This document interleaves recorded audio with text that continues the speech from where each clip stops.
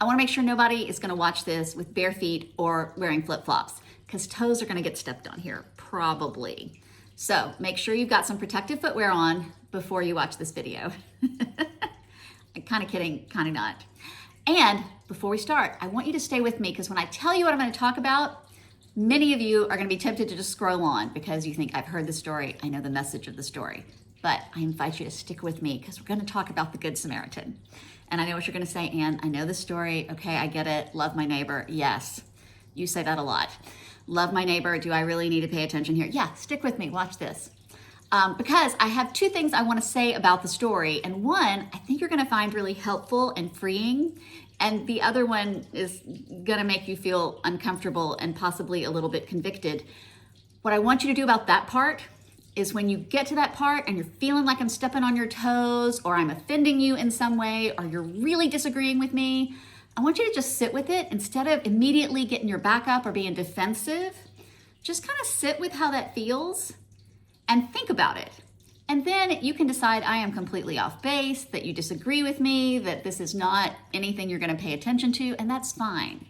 But give it a second. I think so often these days, when someone challenges us, our immediate response is to get our back up and be defensive, instead of taking a moment to think about it and what it might be saying to us. So I'm going to invite you to not only stick with me with what I'm going to say about the Good Samaritan, but to keep sticking with me and not get defensive when I say something that may hurt your feelings and step on your toes a bit. So with that, let's talk about the Good Samaritan. Now, I do want to tell the story again. Some of you may not know it. You may have forgotten it. You can read it in the Bible here, but I really want to remind you what leads into Jesus telling the story. There's a reason he tells the story. There is a young legal scholar that comes to Jesus and says, what do I need to do to inherit eternal life? And Jesus said, well, I think you know, you're supposed to love the Lord your God with all your heart and love your neighbor as yourself. Well, this young scholar is looking for a legal loophole and says, well, who is my neighbor? You know, if I could define who my neighbor is, that's who I have to love, then I can get out of loving perhaps some of these people that are really hard to love, and maybe I don't even want to love. So that's when Jesus launches into one of his stories. You know, he must have driven some people crazy. Never gave a straight answer to anything, or just about never gave a straight answer. Let me ask you this question, Jesus. Well, let me tell you a story. So that's where the story of the Good Samaritan comes in. It is in response to this question of, who is my neighbor? And I think sometimes that part of the story gets lost. So the story begins, there's a man who's walking the road from Jerusalem to Jericho, and on his way he is attacked by robbers who take everything he has, beat him, and leave him for dead. And so as he is lying there, a priest walks by, and the priest decides, I don't have time for this. I have stuff to do. I can't stop and help. And then a Levite walks by, and the Levite says, you know what? I got stuff to do. I got to get the temple set up for worship today. I got to get ready to lead music in worship.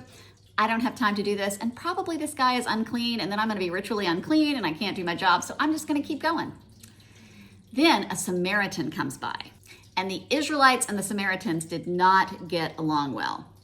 But it is the Samaritan who stops and picks up the man and takes him to an inn, pays for his lodging, tends to his wounds, and then he pays the innkeeper for him to stay a certain amount of time and says, hey, if this is not enough for his stay, I'll be back through here in a few days and I will pay you some more.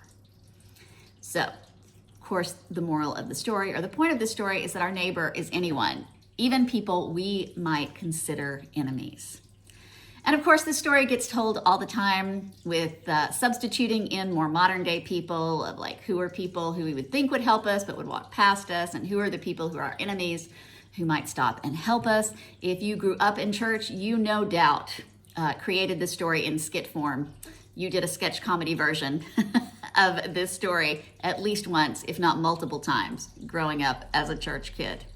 So, but here are two things I want to highlight other than just everybody is our neighbor. Let's pay attention, and this is the part I think that we could really find helpful. Let's pay attention to how the Samaritan handled this. The Samaritan was traveling too. He was on his way somewhere. He had places to be as well. But he stops and he helps this man, even though the man is a Jew. Now, the Jews and Samaritans didn't get along well because the Samaritans were also practiced the Jewish religion, but they intermarried. They didn't follow all the laws. So a lot of the Jews thought they were lesser than because they claimed the religion, but they didn't follow all the laws and all the rules. They really didn't like each other. The Israelites really looked down their noses at the Samaritans. So it's the Samaritan who stops and helps this man whose people have looked down on him and treated him as less than, and takes him to tend to his wounds. Now notice, the man makes sure he's okay, picks him up, gets him to an inn, makes sure he is okay, and then he goes on his way. He has to be someplace. He's got to be at work. His kid has a soccer game. His wife is expecting him for dinner. Who knows? He doesn't stay forever. He does what he can with what he has. I've never really thought about the Good Samaritan story being a story about boundaries. But at a time when we are overwhelmed with the needs of this world and the many things that we need to do to help so many people, the story of the Good Samaritan reminds us we don't have to fix everything and make everything okay. He could have taken the Samaritan to the hotel, stayed with him until he was able to travel again, and made sure he got home safely. He didn't do that. And possibly he couldn't do that. That was not something that he could do with who he was and what he had and what was going on in his life. But he did what he could. He picked the man up, tended to his wounds, got him to a safe place, made sure the resources were there so he could stay as long as he needed, and went on his way. Friends, we need to be the Good Samaritan and know that everyone is our neighbor, but also know that we can't do everything that needs to be done to help everyone we encounter, and that does not give us permission to do nothing. And I think the Good Samaritan is a good example for us, a good model for us to follow, that we don't get to ignore people in need, but we do what we can with what we have whenever we can. So yeah, the story of the Good Samaritan is about helping people, but also knowing your limitations and setting boundaries, which I think at this point in our lives and in our world can be a really freeing thing. Now here's the other part of the Good Samaritan. Now I think when we hear this story, we always like to imagine that we are the Good Samaritan. You know, we are good, progressive Christians. Of course we love our neighbors. We are going to feed the hungry and take care of the children and help the homeless and advocate for the immigrant and be affirming and allies for the LGBTQ plus population. Yeah, we are those people. We are the Samaritans. We love our neighbors. Okay.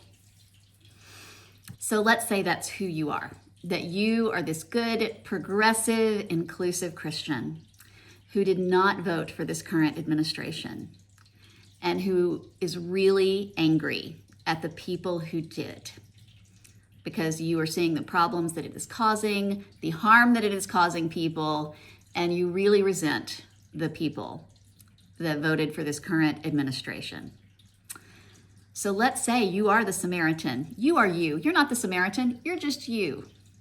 And you come along, someone who voted for this current administration, somebody perhaps wearing a red hat that says, "Make America Great Again." And they have been harmed by the very policies they voted for. They are a farmer whose workers no longer show up because they're afraid of immigration. They are a federal worker who has lost their job. They work in the public sector, but they no longer have a job because the grants that came from the federal sector have been cut off. For whatever reason, they have been harmed and they are hurt because of the administration they voted for. And here you come along, and here is somebody who is hurting and in need of help. And do you say, well, look, FAFO, if you don't know what that means, you can look it up. Do you say, hey, you deserved this. You brought this upon yourself. You knew that the road from Jerusalem to Jericho was dangerous and you chose to travel it anyway. Or you should have known that the road from Jerusalem to Jericho was dangerous and you just didn't pay any attention at all. And you know what? You deserve what you get. That is not the message of the Good Samaritan. Yeah, it's not at all. If we are really going to embrace the story of the Good Samaritan and love our neighbors than even those who become victims of their own choices may need our help. Are your toes hurting? Did you get stepped on a little bit? Mine do. I've stepped on my own toes here because I'm not gonna lie. I have taken a little bit of pleasure when I have seen those social media posts and news stories about people who caused this administration to happen and who are now hurt by the decisions that are being made. But let's make no mistake about it, while that is a very human reaction, that is not who Jesus calls us to be. There is no loophole there for us. So then how will we love our neighbor, knowing that some of our neighbors have made decisions that harm other neighbors? It's not easy. I have no easy answer for you, and I suspect that is why Jesus told stories, because the answers to these questions are not easy. But I plant the seed in your brain as we move forward, as we try to make our world a better place for all of us. May we see the story of the Good Samaritan as a story of boundaries and doing what we can with what we have whenever we can. And may we also remember that some of our neighbors are really hard to love. And when they fall and when they are hurt, the last thing we want to do is help them get back up. And that's understandable, but it's not Christian. Yeah, Christianity is hard. And people who say it isn't, or that there are any easy answers out there, they are just wrong. So may we pay attention to the story of the Good Samaritan. May we hold it in our hearts and work to live it out in our everyday lives. And may we pray for one another and encourage each other along the way as we navigate what it looks like to be a good Samaritan in the world in which we live. Blessings on the journey, folks.